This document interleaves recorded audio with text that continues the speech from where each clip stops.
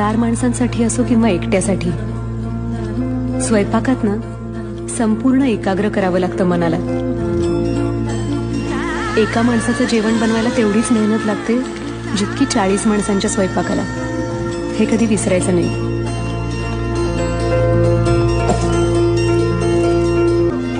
स्वयंपाक करणं म्हणजे काय? आपल्यातलं काहीतरी काढून त्या पदार्थाला देणं. तुम्ही काय द्याल तुमच्या भाजीला, तुमच्या आमटीला? मी ना माझ्या मनातलं सगळं सांगते माझ्या पदार्थांना. ते समजून घेतात आपल्याला आणि मग चव येते त्यांना. चांगल्या पदार्थाची पहिली खूण असते त्याचा वास.